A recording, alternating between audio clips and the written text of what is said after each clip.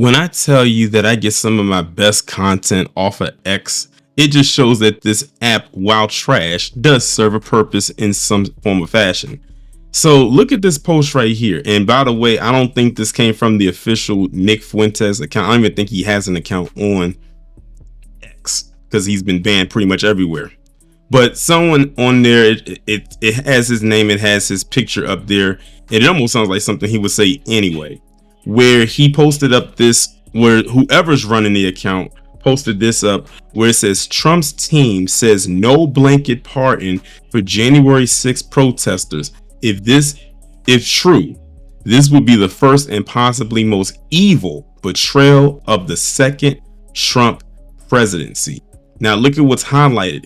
A spokesperson for Trump's transition team told Scripps News the pardons will be made on a case-by-case basis. Now I want you to put a pin in that. And now we're about to go on a journey and show you exactly why Donald Trump, one of the most honest things he could have ever said is that he has a lot of dumb supporters and they still go out there and blindly support this man.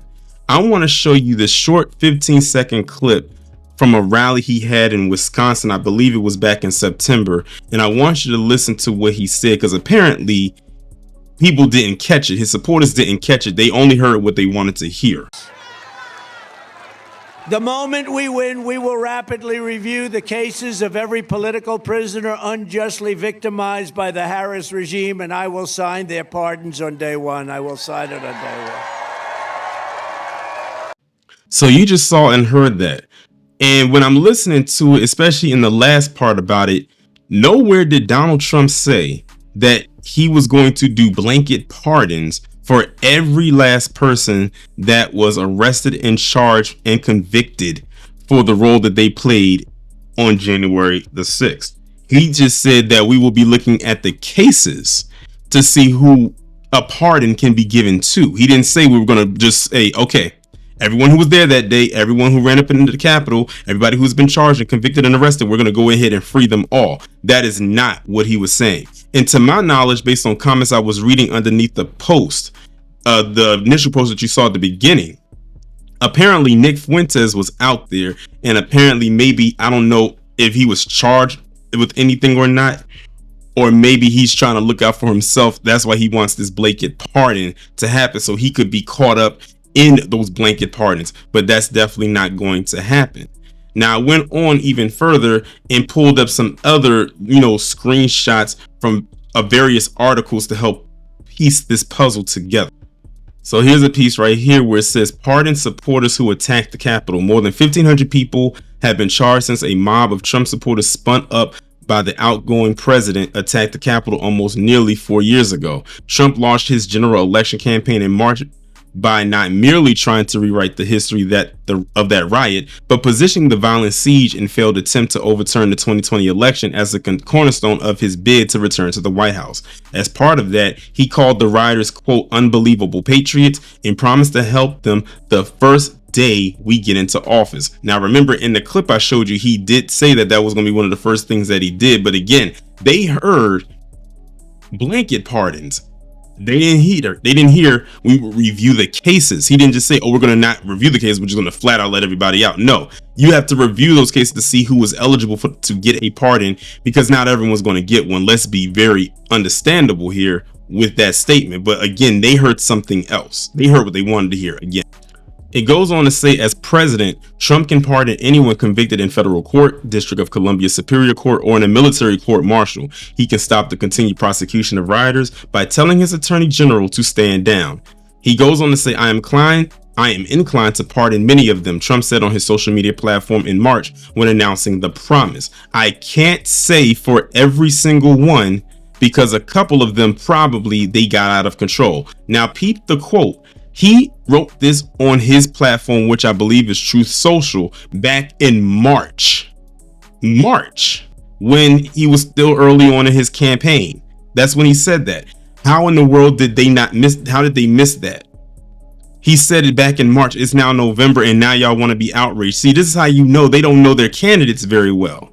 They just love the aesthetic. And they tell us to stop dabbling in identity politics when that's exactly what they do all the time. They're doing it right here. If they would have known that, they wouldn't have had all this outrage the way that they had, thinking that everyone was going to get a pardon. Like, that's definitely not how any of this works.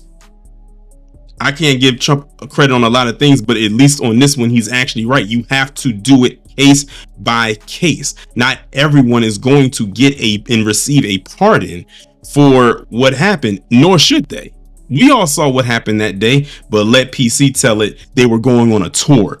And I kid you not, that's literally what some of them said. They were touring the Capitol, or they were touring DC.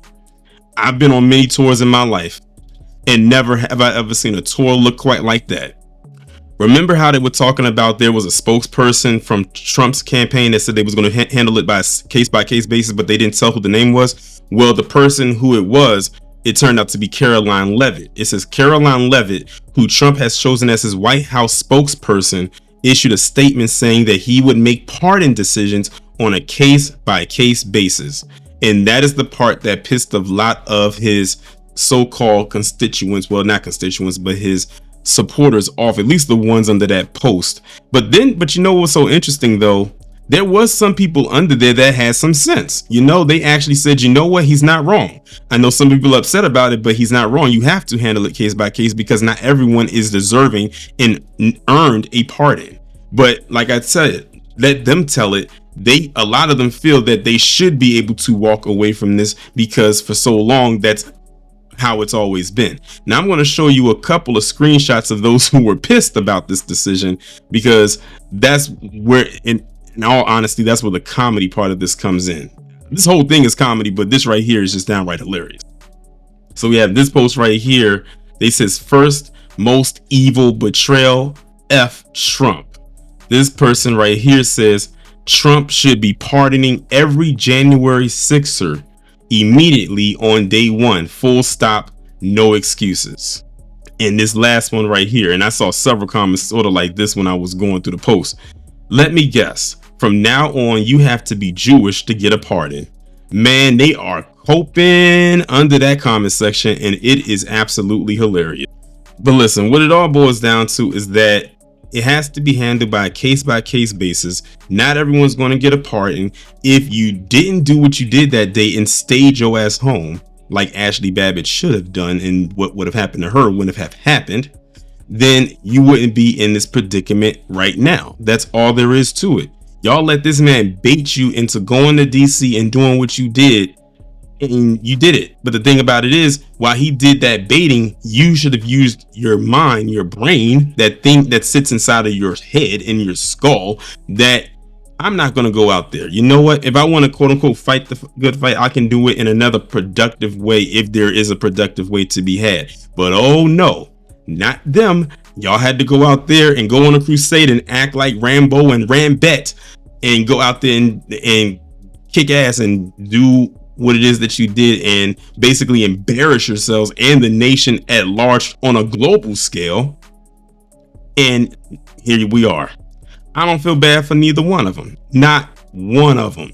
They got it. They got exactly what they deserve, and now they're gonna have to deal with the consequences. But wait, there's more. So this little bit of news came out on January 5th, 2025, ironically the day before January 6th, but by the time y'all see this, it'll be the day after January 6th. It says lawmakers brace for Trump's promised January 6th pardons. Some are urging restraint. So now people are saying themselves, oh, there's a possibility he might actually go all the way and release all of them. Well, let's see what this article has to say. The fourth anniversary of the January 6th attack on the Capitol has a new focus as lawmakers brace for the prospect that President-elect Donald Trump may soon pardon many of the more than 1,500 people charged with crimes for their actions related to the riot. Well, you know, I call it the invasion because that's basically what it was. Trump said he would issue pardons to rioters on quote unquote day one of his presidency, which begins January 20th. Most likely I'll do it very quickly, he said recently on NBC's Meet the Press. He added that those people have suffered long and hard, and there may be some exceptions to it. I have to look, but you know, if somebody was radical, crazy. Now really pay attention to what he said right there. He says those people have suffered long and hard. So I guess this goes against the whole thing. If you do the crime, you do the time. I really want y'all to really pay attention to the verbiage that is used when it comes to certain individuals and who they come from. His promise made throughout his campaign for the White House is shadowing events Monday as lawmakers gather to certify a presidential election for the first time since 2021, when Trump supporters breached the Capitol and temporarily halted the certification of an election he lost to Democrat Joe Biden. Representative Marjorie Taylor Greene says she has spoken at length when Trump is lobbying him to pardon everyone who participated in the siege. And she means every last person. Everybody. Like no one is like, no one's off the table for her. Again, going back to what I said, when I say the phrase is you do the crime, you do the time, not when it applies to certain people. And in certain instances such as this.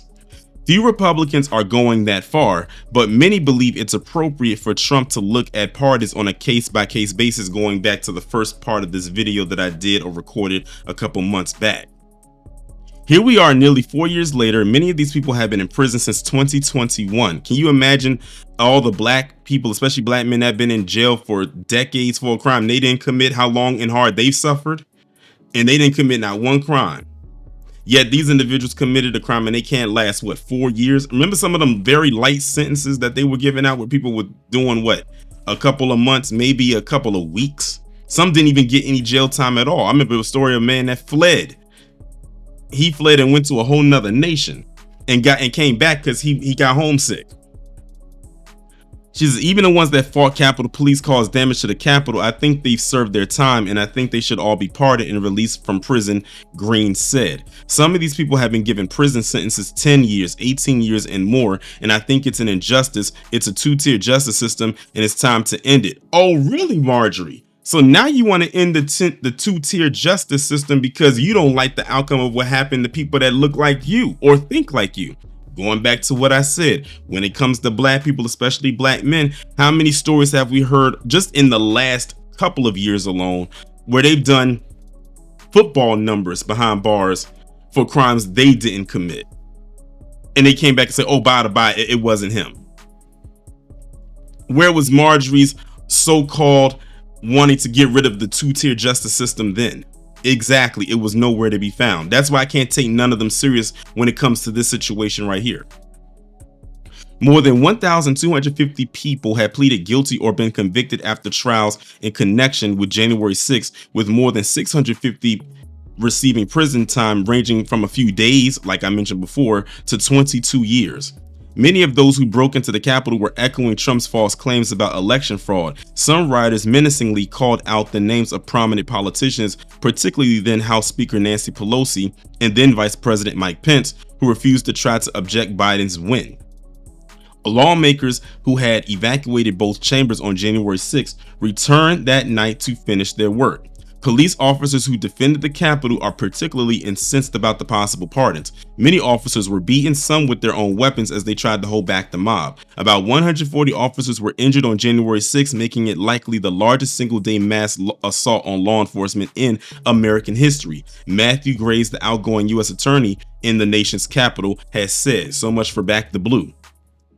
He says you cannot be pro-police officer and rule of law if you are pardoning people who betrayed that trust, injured police officers, and ransacked the Capitol, said Capitol Police Sergeant Aquilino Ganell, who retired due to his injuries after fighting rioters. Some Republicans in Congress, even those closely aligned with Trump, suggest that not all January 6 offenders should be treated the same.